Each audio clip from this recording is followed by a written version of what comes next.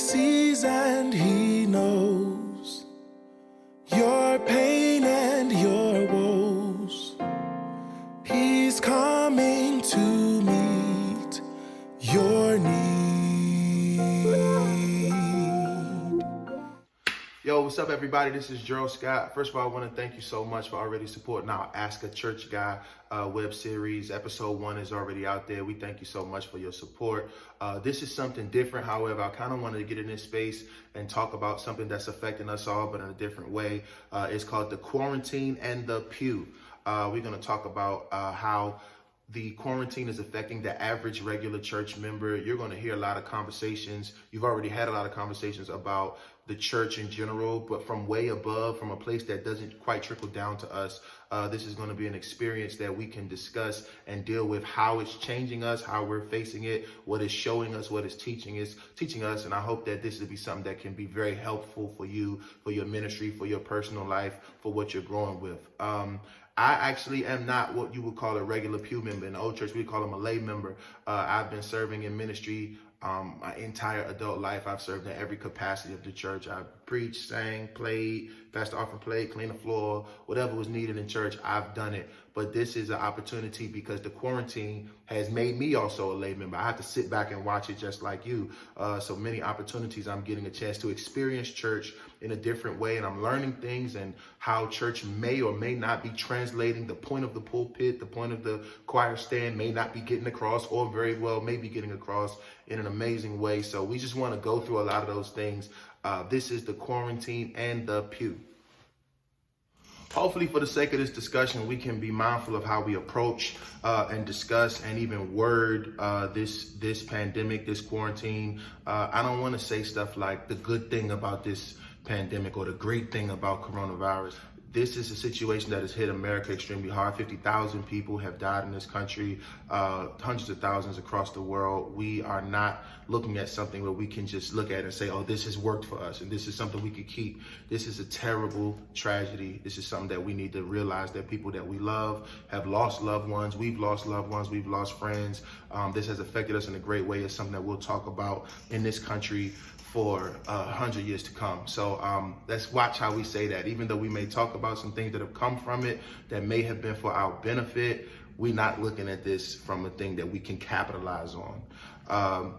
One thing that the pandemic shows us is that it has actually given us nothing that has created no problems. It's just unveiled all the problems we've already had. It's uncovered all the problems. It's exposed problems. So as we look at this, as we begin to have this conversation, I'm not going to talk about it from a place of new issues. I'm going to talk about it from a place of issues we've already had that now we have to extremely heavily grapple with as a result of how this has taken place in our churches. One of the things that's being called into question is involvement, connection. How am I a member of this church? There was a time your parents, your grandparents, where you could ask them, what church they go to, what church they belong to, and they would say, I serve at First Missionary Baptist Church. I serve at, New Rock Church of God in Christ. It was always about what they did, what they gave to the church, not so much about what we received. And we adopted a culture recently, I guess over the past 20 years of, I'm being fed at, it's small, but it's cultural in terms of I don't do nothing. I just sit back and kind of partake, and as you know, there are people that have left the church because, they wasn't feeding me no more. I wasn't getting fed there. It's not about what you do. It's about how they respond to you. Are you getting the worship you need? Are you getting the word you need? Are you getting the connection and community and family involvement that you need? And now that's changed. We're not in church anymore, and we almost cannot prove, for lack of a better word, if we are members of these churches.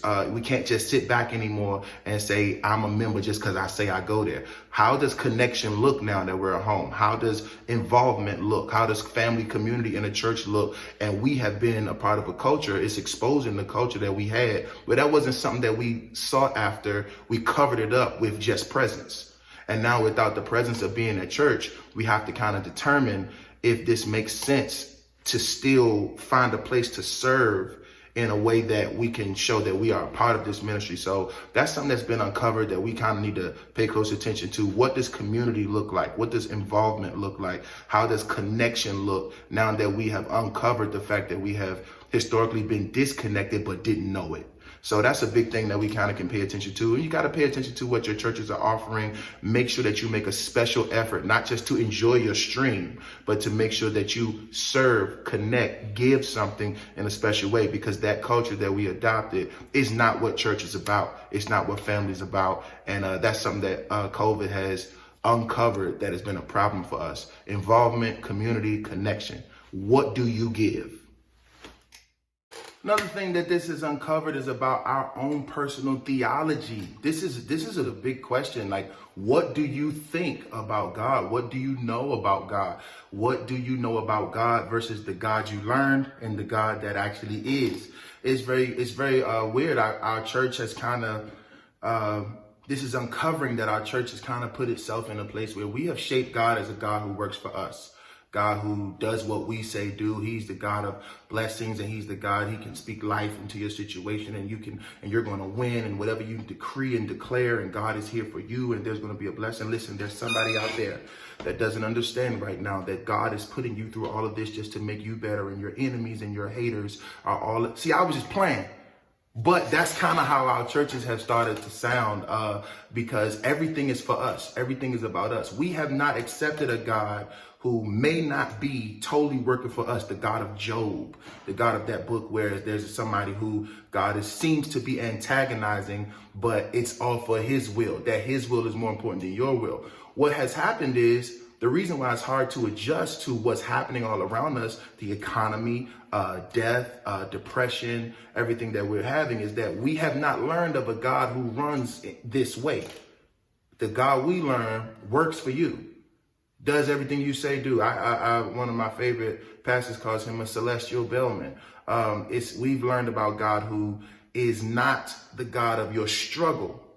He's not the God of your trial. He's the God of your blessing and your breakthrough, and the God of everything that you need and everything you want and everything you have. There's almost no personal responsibility in our theology anymore. So now this type of God, we have a brand of Christians who don't know him, who have not served in a capacity where they have to wait on the Lord. God is a blessing of right now, and you send up praises and blessings come down. And that's actually not who he is. Anybody who studied the Bible for any amount of time knows that God is sovereign.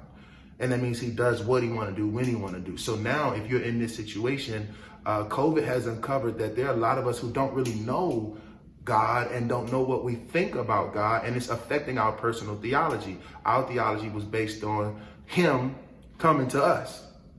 God with me, God in me. Now we have to deal with, I'm in God. I'm with God. I'll follow God. Wherever that leads, however that looks, the God of struggle, the God of pain. We have not learned about that. So it's causing people to really question, if you've been a member of a church for, any length of time, you have almost forgot about this type of God that causes you to have to deal with pandemics, sickness, pestilence, death, whatever's going on in your bank account, whatever's going on in mine, you know what I mean? So what's happening at your job. So this is really causing us to lift up that lid over who we always thought God was, and have to really deal with that in a way that is challenging, because, and it's of no fault of your own, this is just how church was shaped. We shaped it like that as worship leaders. We shaped it like that as preachers.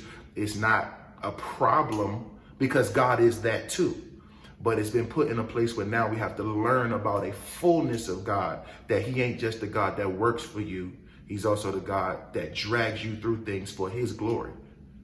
That's a hard thing to take. That's a hard pill to swallow. But it's challenging our theology in that way, because it's pulling up something that we may have not seen the fullness of God in our church space, because it's just not been beneficial for what we're doing. Theology, that's a big issue that we need to realize is being uncovered. He's coming to me.